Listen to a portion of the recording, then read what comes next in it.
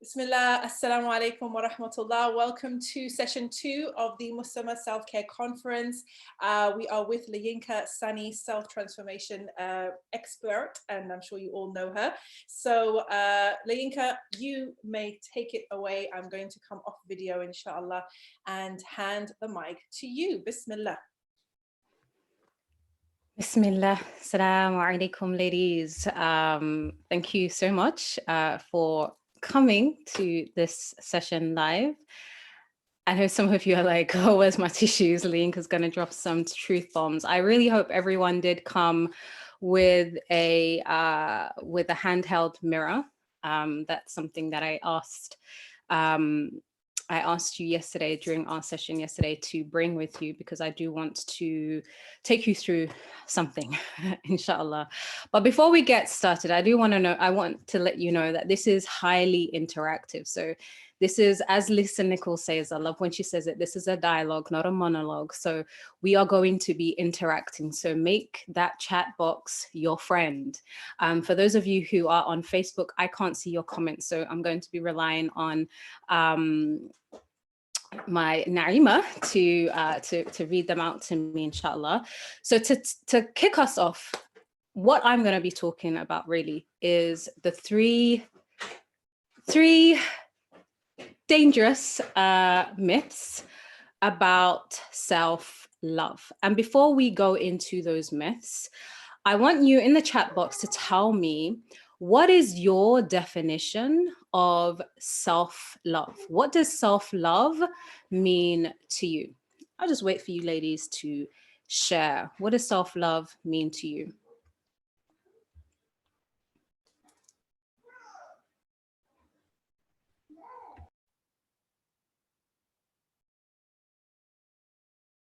Just waiting for the ladies to gather their thoughts, inshallah. Sister Farhia says, putting aside time to do things you enjoy. Sister Farheen says, self-love means to be loving, to be kind, to be compassionate, and respect oneself. Rafia says, loving yourself unconditionally, flaws and all. Sharifat says, accepting yourself. And Maryam says, taking time out for yourself. Putting myself first, having boundaries, and loving myself all the way. Mm-hmm. Is that Farida Muhammad, my Farida Muhammad? I'm curious to know. Looks like your Farida Muhammad. Because that sounds like an answer from the program we're on together. Wow. And I'm grateful that you ladies are sharing all your thoughts, and I hope ladies on Facebook, you're also sharing your thoughts too. And the reason why I want to talk about self-love and the myths around self-love is because we are in an age where self-care and self-love and accepting yourself and all of that self stuff is big, right? And reclaiming your power and all that good stuff. And I'm curious to know, when it comes to self-love, what are your greatest challenges in terms of self-love? What's your number one challenge in the realm of self-love?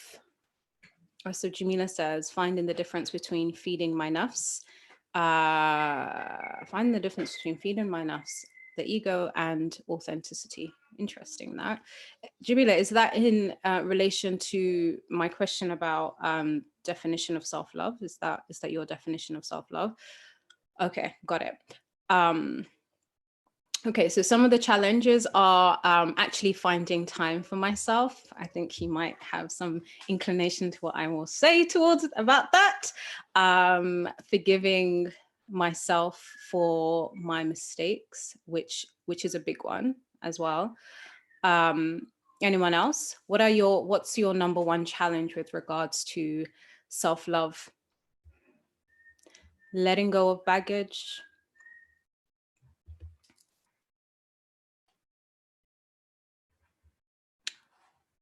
Accepting my post-baby's body. That's wow. Do you know what? I would say that you wouldn't even be the first to feel that way, and you're not the only one to feel that way about accepting your body after you've had children. Accept my look with all knowing how to do it, to how to, okay, that will be addressed. Letting go of pain and quality time for myself, learning to say no and not having to explain.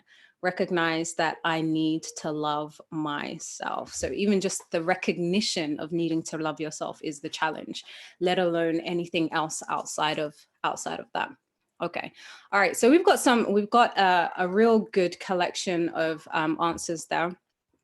And it's not the concept of self-love, especially in the realm of, especially in amongst women, is often seen as a really challenging notion, because most of our messaging growing up culturally has been that women take care of others, women are there for others, women serve others, women are not seen as their own entity, but they're seen only in relation to who they are attached to: their father, their mother, their husband, their children, their employee, right? Women aren't typically seen as just as this in their standalone, in like as themselves.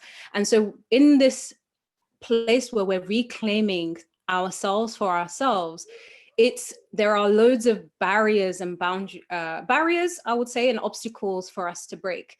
But there are some myths around self-love that I really want to debunk in today's workshop. And the first one is that self-care activities mean that you love yourself. How many of you have felt that self-care activities, running a bath, manicure, pedicure, taking yourself out on a date, is actually a manifestation of loving yourself? How many of you have thought and felt that before I dropped that particular myth?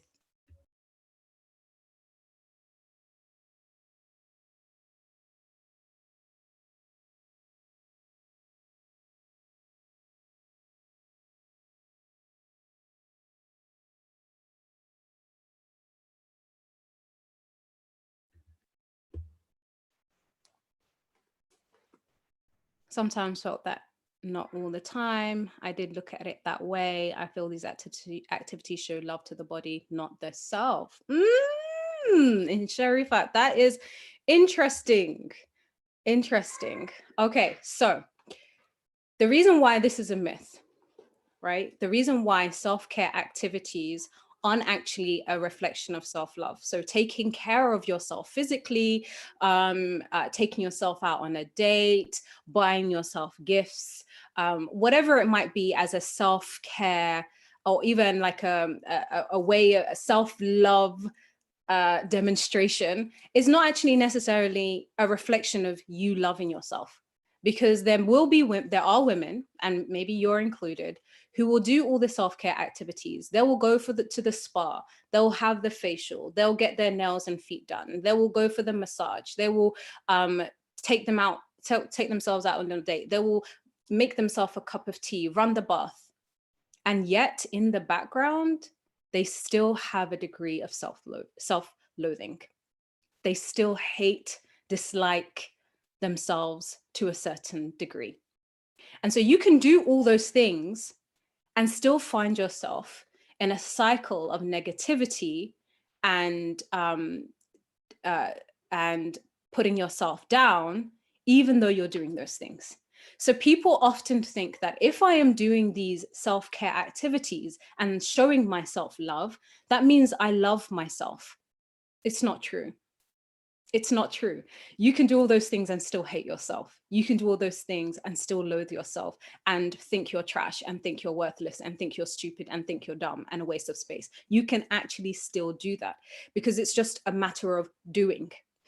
But when it comes to self-love, I want you to check who and how are you being to yourself, not what you are doing for yourself, not the taking time for yourself, not the things that you are buying for yourself, but who are you being towards and for yourself? Because when you check that, you can put the activities aside and look at who you are being. I always say, people have heard me say it, that we are human beings, not human doings. And it's about checking the woman that we're choosing to be rather than just the things that we choose to do. And so I want you to do this. I want you to, right now, in the notebook that I know that you have, or the pieces of paper that I know you have, because you are here to learn and you're here to grasp everything, I want you to write down the 3 most common phrases that you say about yourself that are dismissive, that are diminishing, that are degrading towards yourself, that are just not very kind, unkind, right? I want you to write the 3 most common things that you tell yourself about yourself. Okay. And when you've got that down, I just want you to type done in the chat box. Okay. 3 things, 3 most common things you tell yourself on a regular basis.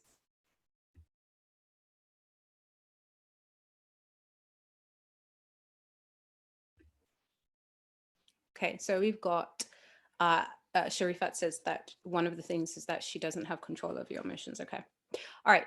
So how many others have got those 3 things down? Just let me know with a done in the chat box. Cool. And the reason why I'm saying done, if you feel like sharing, you can share. That's fine. There is no obligation. But I want you to actually own it for yourself more than need to share it with us. I want you to own what you have written down. Okay. So you've got these things down. And I want you to get that handheld mirror out. And I want you to look in your own eyes and say those words out loud to yourself. Look into your eyes in the mirror. So I hope you're using a mirror and not a phone, because there are 2 different devices, 2 different things. One's a device, one's a mirror. And look in the mirror, look at yourself into your own eyes and say those words, say those phrases, those sentences out loud. You are X, you are this, you are that, right? Say it out loud, like you're speaking to yourself in the mirror. And once you've done that, type done in the chat box.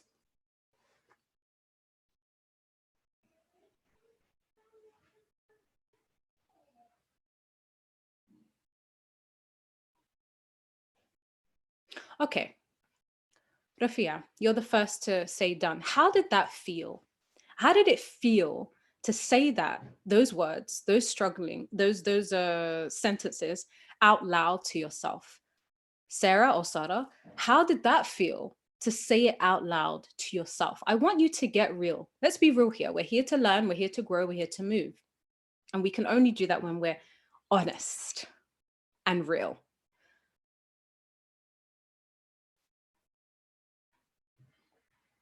It felt negative to say them, right? It didn't feel good. It was heartbreaking. It brought tears to your eyes. And how, yes. Do you know, the reason why I'm getting you guys, you ladies, to say it out loud is because you don't understand how deep those words cut. Those words that you say to yourself about yourself in your head, you don't know how deep they cut until you hear them. In your head, you can almost justify them, give them a reason for why they are true. But when you say them, you hear how unkind they are, how really heartbreaking they are.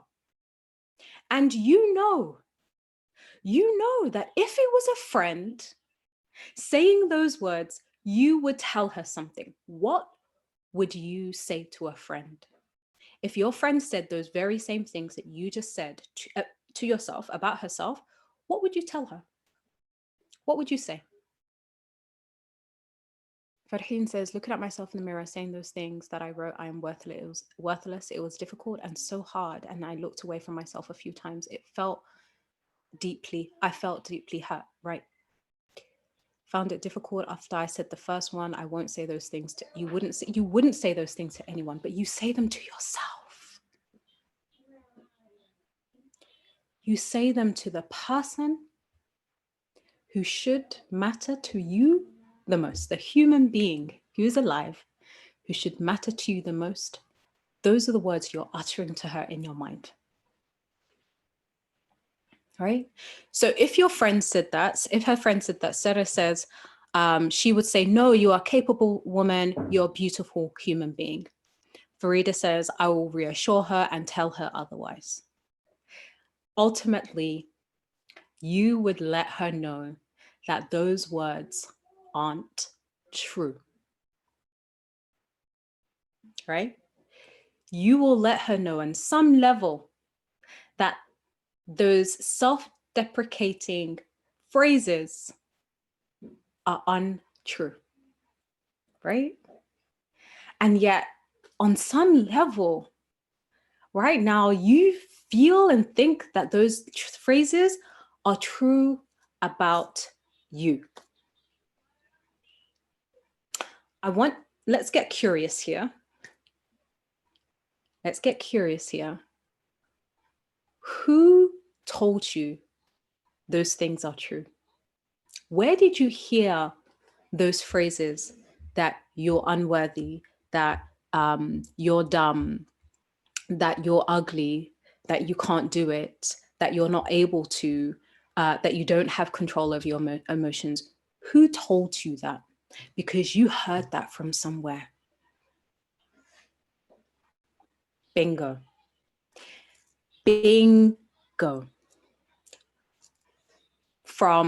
Sometimes from parents, from a parent, from a spouse. Yeah. Someone told you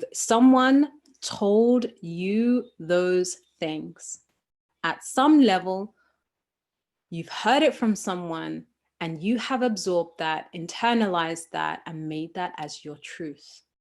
And you are going around navigating your days, your weeks, your months with these phrases plastered on you.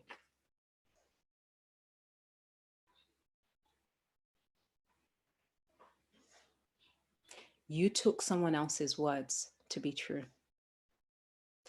And I want you right now to check it.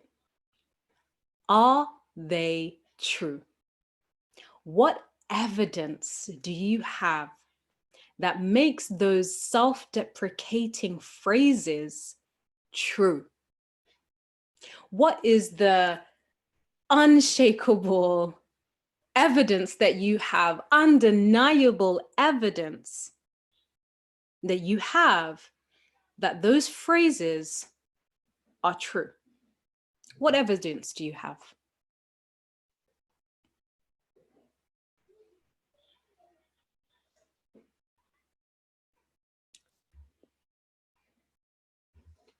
So Habiba says some of the things are things that friends in my life have said to me. So again, someone else who have said these things.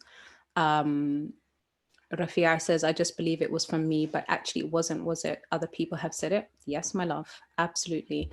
Habiba says, I know that they are not true, but constantly hearing them has made them stick.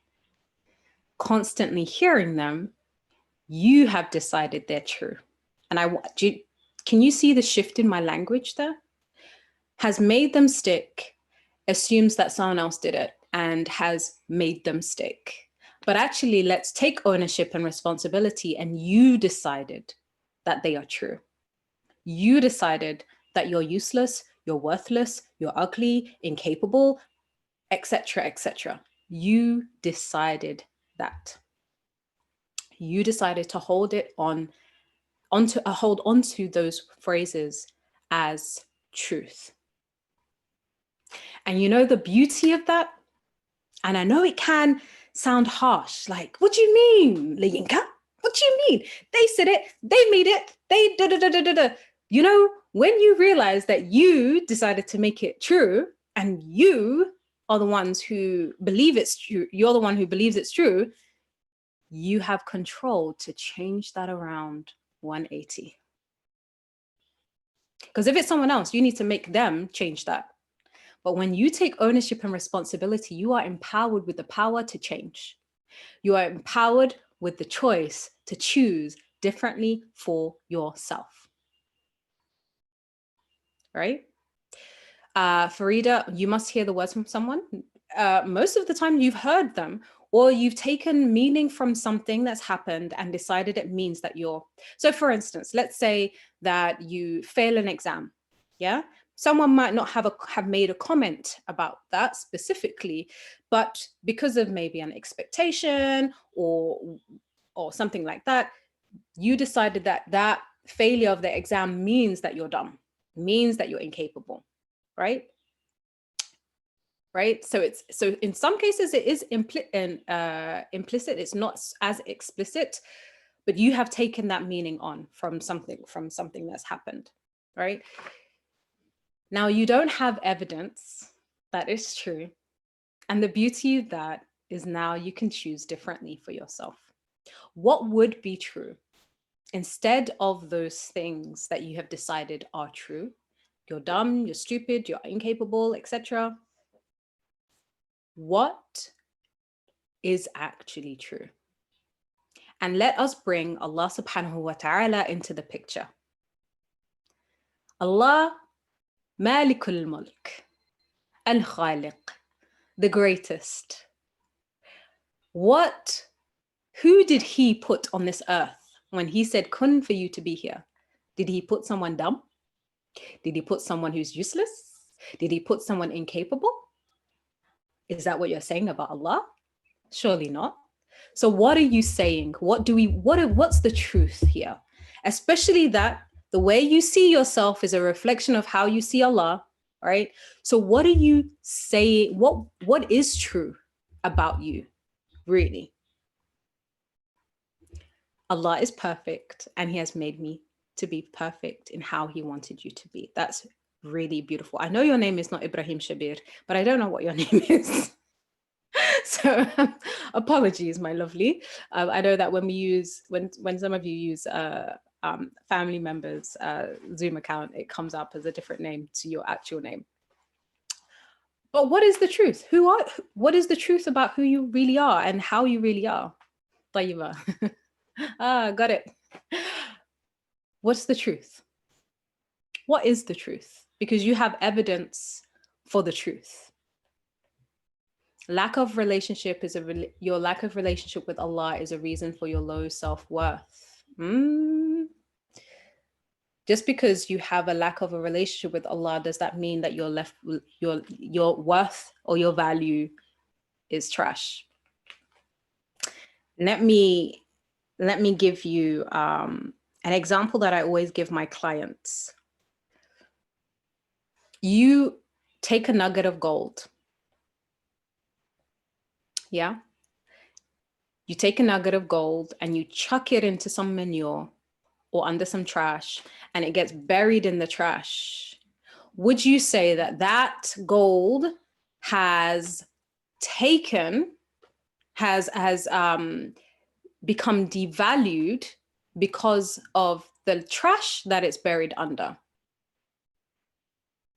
Amara, I will absolutely address what you've just said. Thank you for sharing. It would be really useful to say what you disagree with, by the way, because I'm not sure what you're referring to. If you took that nugget of gold and chucked it into manure, does it reduce the value of that gold? No, it doesn't. You wouldn't suddenly say that because it's in manure, it now lacks worth, lacks value. You know, it's still a nugget of gold and it holds value and it has worth. Imagine seeing yourself like that you are a nugget of gold that Allah subhanahu wa ta'ala has decided to bring into this world. Your entire existence is a manifestation of a beautiful, beautiful sign of winning. The fact that one sperm made it through to that egg, your beginning came from winning, right? And so what leads you to degrade yourself and to put yourself down, sis? Yes, you might not be perfect. Who is? Yes, you've been through some stuff. Okay, so is everyone else, right? Does that mean that your value and your worth is nothing?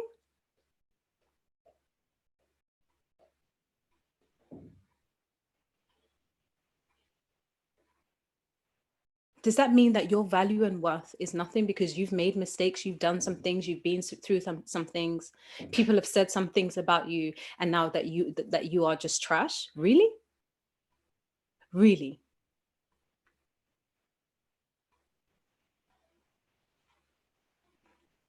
Amara says, I disagree that because of a lack of connection with Allah, you have low self-esteem. Okay, that's not in relation to anything I've said.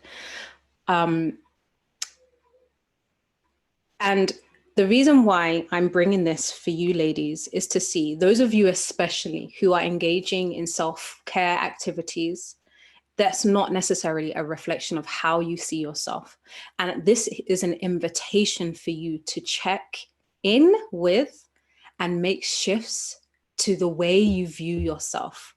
Because you may say that you're looking after yourself and still treat yourself like trash in your own head. You might be taking care of yourself externally, right?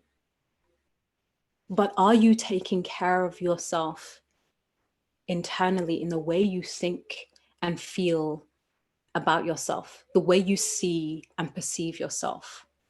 Are you taking care of yourself for reals? Because that self-care, that is a manifestation and a reflection of your self-love. Okay, so I just want to check in with everyone. Everyone's still breathing, everyone's still good? How are you feeling?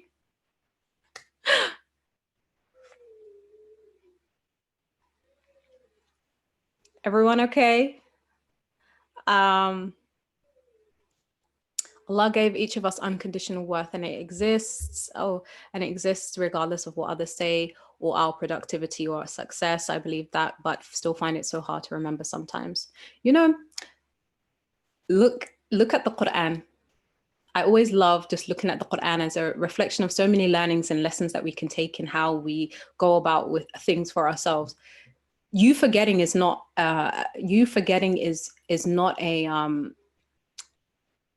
it doesn't mean that you're bad or there's something wrong. It hasn't sunk in deeply. It's just a human condition. And that's why in the Quran, when Allah talks to us about things, he repeats himself. He repeats it over the same themes, the same topics, over and over again in the Quran. Right? Not because he didn't say it, not because he knew that we would forget. We are inherently forgetful. And that's why reminders benefit the believers. Reminders are useful and we will forget. And it's important that we have a means to remind ourselves. And just like the person who sat in front of you, I also benefit from being reminded because we are humans and we inherently forget. So it's okay that you forget. It doesn't mean that you haven't done the work. It doesn't mean that you're failing. It doesn't mean that, oh my God, I've gone backwards. No. It's just a reflection of your humanity. And inherently you will forget. And accepting that allows you to move forward and not push yourself down like, oh, look at you. Because listen, when I have my moments, yeah, and I might be having a meltdown with my 16-year-old son. And he's just like, Mom, what's going on? Like, what's happening? I could at that moment push myself into a corner and say, what a failure. You teach women about how to control their state and blah, blah, blah. Look at you. What a mess. What a mess. But no. I'm a human and I will forget and I will err and I will trip and I will fall and I will pick myself up again. Bi'idhnillahi ta'ala. Okay. Powerful reminder, my thinking is a true manifestation of my self-love and self-care. I love that connection from the Quran. I appreciate you too, sis. We need, alhamdulillah. Yes, we do love the lessons that our 16-year-old sons give us. Yes, we do. Alhamdulillah. Okay, awesome. So who's ready for myth number 2? Could taking care of the external self through self-care activities be the signs, symptoms of something going on with the internal self? Possibly, or they could be a band-aid and being used as a runaway mechanism to not have to face it. So some people feel down, instead of doing something about it, they go and buy themselves stuff. Retail therapy, you know, numbing behavior. That's not taking care of yourself, sis. That's numbing. That's running away from your mess.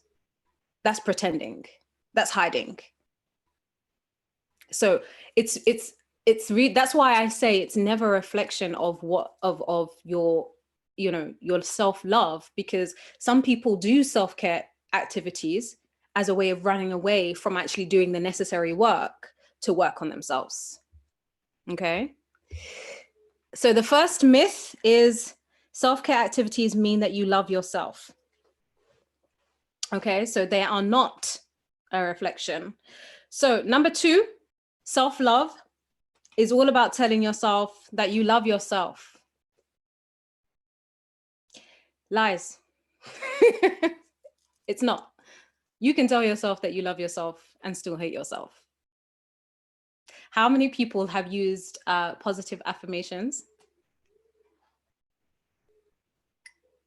How many people use positive affirmations?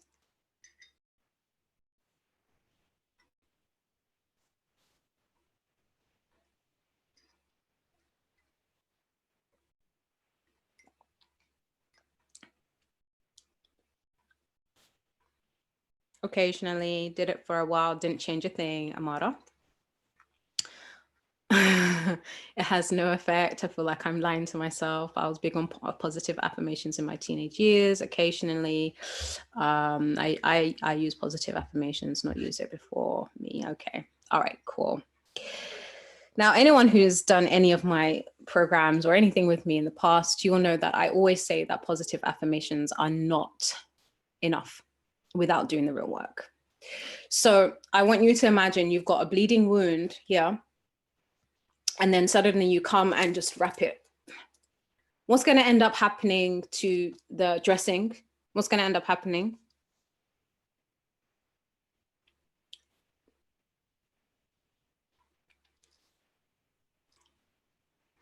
You've got bleeding wound, you put a dressing on it.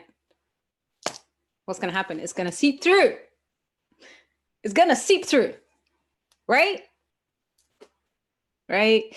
Because you haven't taken care of the wound. You haven't done surgery.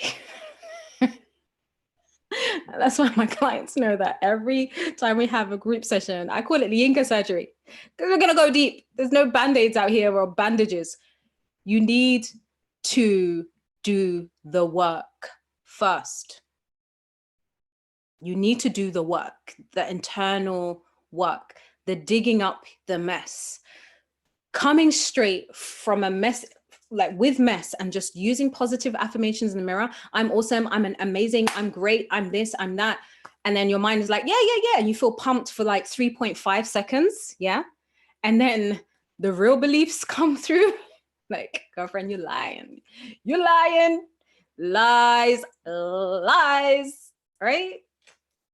You just feel like nothing works. It's not that nothing works. Positive affirmations actually have their place.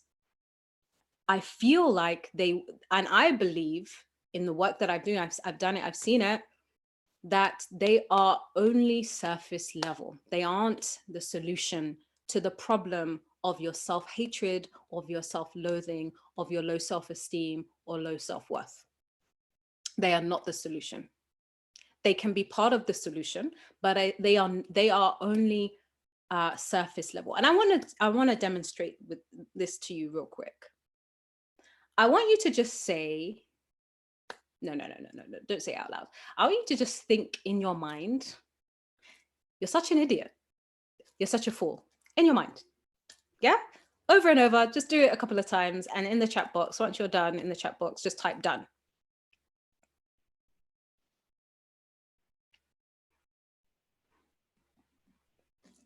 You're such a fool. You're so useless, whatever it might be. Say it over in your head. I'm sure it wasn't hard, ladies. Okay. And now what I want you to do, I want you to now replace that with you're amazing, you're phenomenal, you're beautiful, and you're wonderful. Just repeat that over and over and over and over again in your head. And tell me what happens. What happens?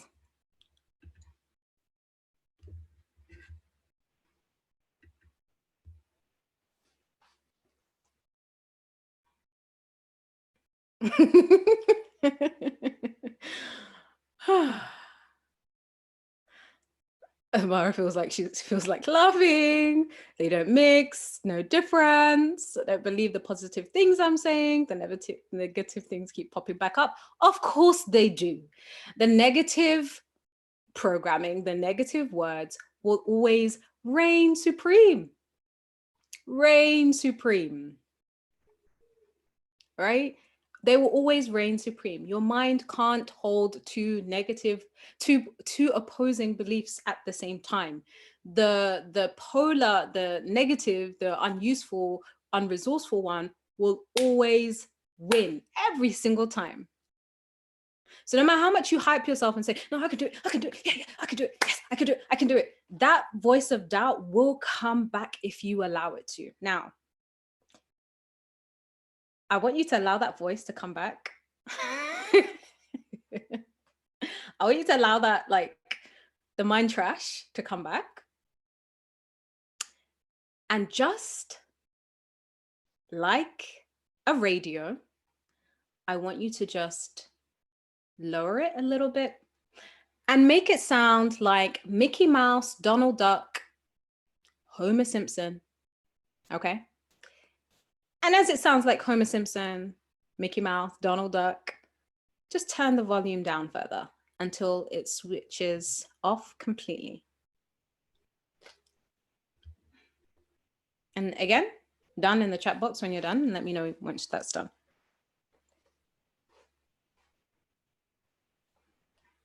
Now, Sarah, because you came first, and I hope I'm saying Sarah, I'm going to just switch between the two because I know it could be either one of those. How was that to turn it off? What was that like?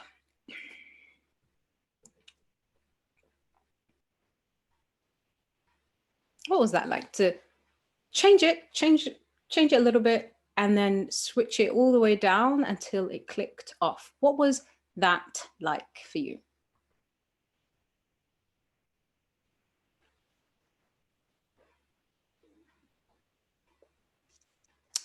Empowering, Amara says.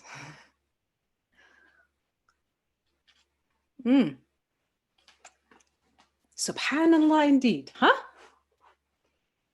Subhan al-Khaliq. Subhan al-Khaliq. Truly.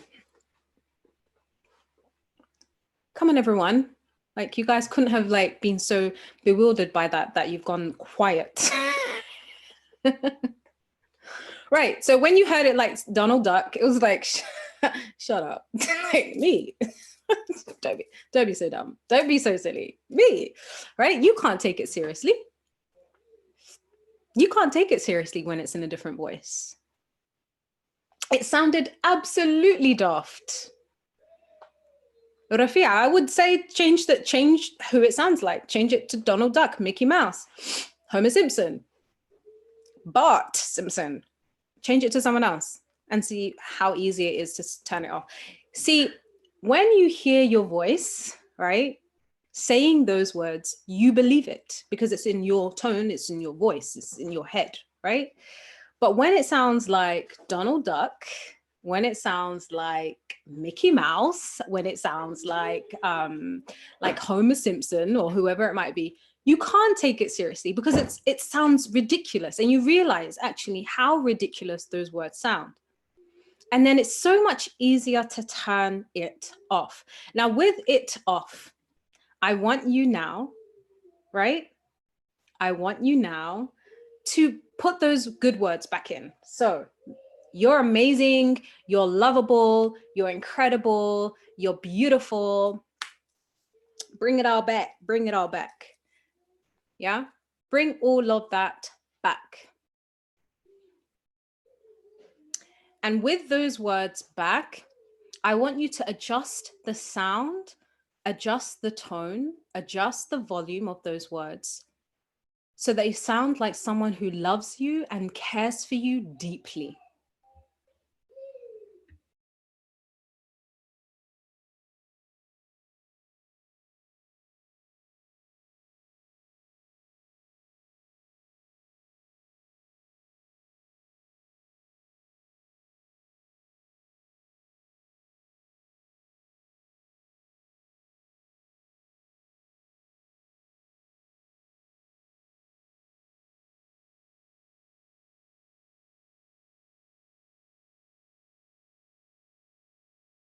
So a voice, tone, the voice, tone, volume, pitch of someone who cares and loves for you deeply.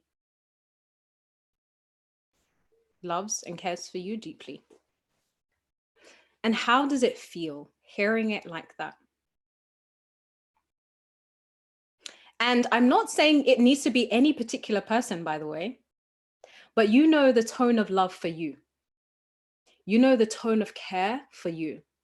You know the tone of consideration for you, and what you would determine to be a tone of love and consideration and care. So it doesn't need to be an actual person at all. So when I do it, I don't do it in anyone else's tone, but I do it in a tone that is right for me, that feels like love, that feels like care, that feels like consideration. Because you could have people who love and care for you and they don't talk to you in that way, right? But you know what feels like care, what feels like love, what feels like consideration. Okay, so change that up, Laura, so to match that for yourself. And the beautiful thing is, it doesn't, because it's not someone, you can choose for yourself. You don't need to, it doesn't need to be someone else. Sada says, it brought a huge smile to my face and a lot of tears, and I felt my heart just warm, right? That feels good. That feels good.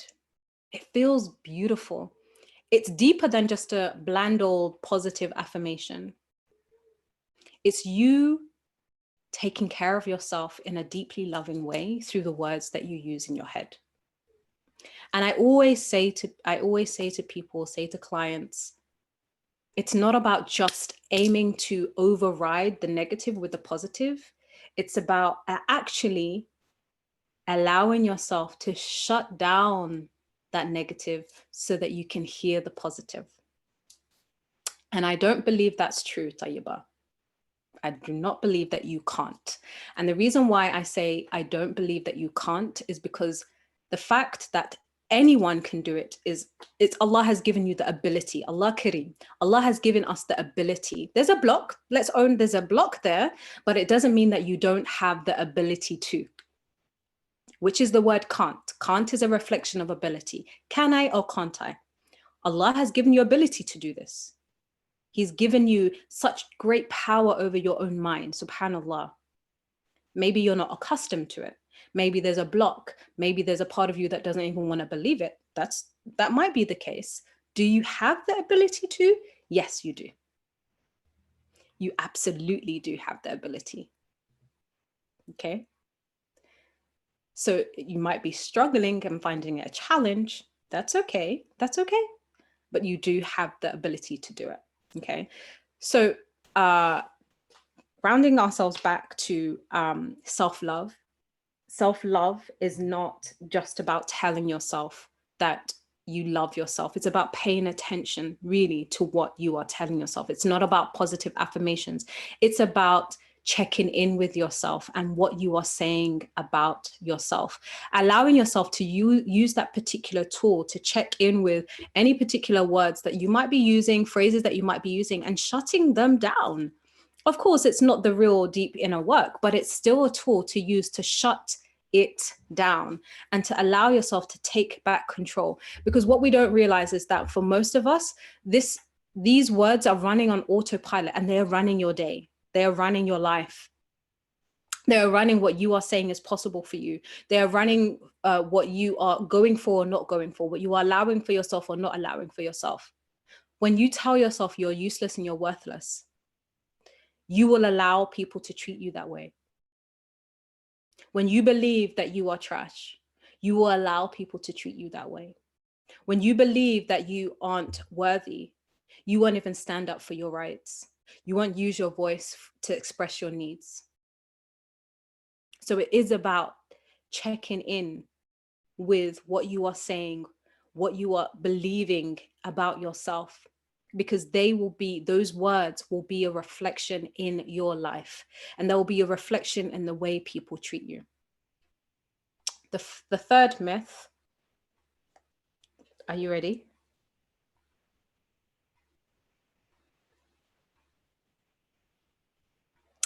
Are you ready for the third and final myth about self-love?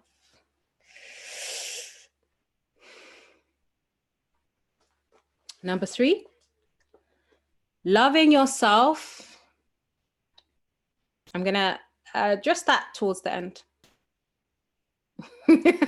I know, that's why like everyone's quiet now because they're processing. It's like, oh, snap. Number 3, the third myth is that loving yourself means others will love you too. That's a myth. You loving yourself does not mean that others will treat you with the love and the consideration that you deserve. And the reason why I want to bring this is because I have found in my time in the work that I do that people often, women specifically, often get into the realm of loving themselves and working on their love so that they can gain the love of their spouse. But just because you love yourself, it doesn't mean that someone will love you or even treat you in the way that you deserve. It doesn't mean that they will. You have zero control over that. And so I always say to sisters, love yourself because you are deserving to love yourself. You are deserving of that love from yourself, not as a means for others to love you and to treat you in the way you want to be treated. Love yourself because you are worthy of that point blank, period. Not because of someone else. Okay? Not because you want someone else to show up for you in a certain way. If you are inadvertently trying to get to someone, someone to treat you some way, so you think, yeah, let me just, act confident and love myself. It's not going to work. Love yourself for yourself.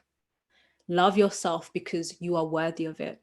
Love yourself because you are a sign of Allah.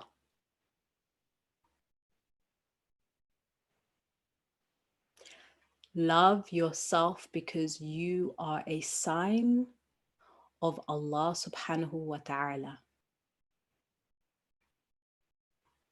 I'm gonna leave you with that. Just a second. Just hold on to that one for a second.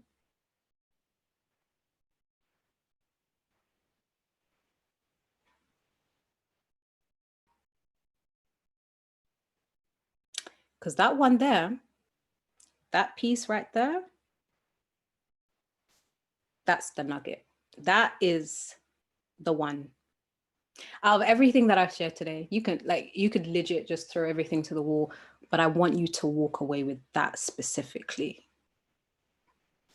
To love yourself because you are a sign of the Lord of the worlds. And he has favored you. He says it in the Quran. He has favored you above all his creation. You. Yes, specifically you. The collective, us, and you specifically, he has favored you specifically over all the gazillion, million, billion creation that we have, that we know, that we don't know, that exists, right? He has favored you. And because he has favored you, you are inherently worthy of love, loving yourself. And I say that I say that because when we speak of being worthy of love, we always think it has to be from another human being. What about the human being you see in your reflection? What about her? You seek it from him, you seek it from them, you seek it from this, you seek it from that. What about from yourself?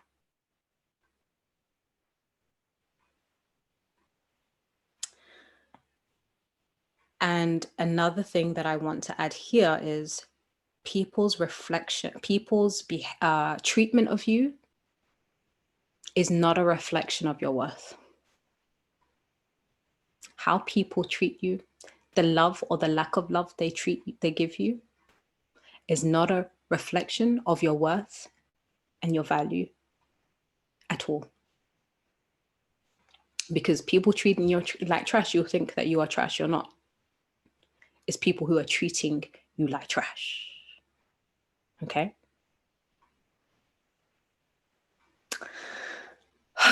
Lots to process out here. And I do want to leave you with the last reminder that how you treat yourself, not externally, how you treat yourself internally is a reflection of your self-love. So you can do all the things, buy all the things. You can have the husband, you can have the children, you can have all the things, right? But it's not about that or them. It's all about here and here. What you are doing here for yourself, to yourself, is truly a manifestation and reflection of your love for yourself. And I pray that Allah subhanahu wa ta'ala helps us all to love ourselves as his sign, and that we are able to show up in the world from a place of loving ourselves. And that permeates all the decisions that we make.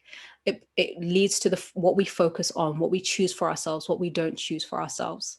And that he takes us when he is pleased with us. Allahumma ameen ya rabbil alameen.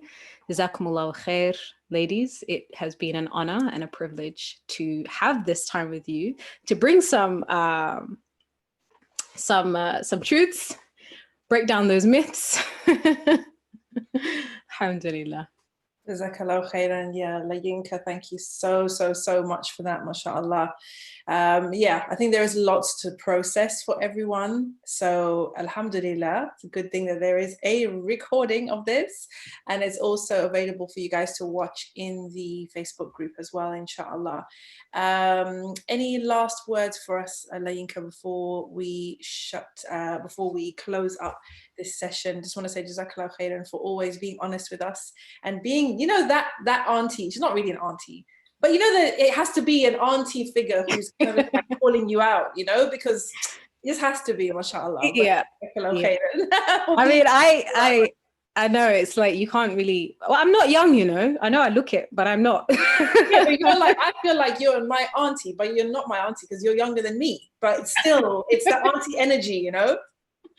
Alhamdulillah. Do you know what? I think it comes from me. I do a lot of this from looking at my previous self, right? And those of you most of you don't know that my middle name is Rahma, and my old self always used to go by that name. And whenever I put something out, whenever I'm doing something, it's always with dear Rahma, because I'm talking to her, that person who has been on the journey over the last few, 4 or 5 years, and just saying things that I wish someone had pulled me up and said, right? Told like, come and sit down, let's talk, right? Yeah. These are the things that I share. It comes from that place.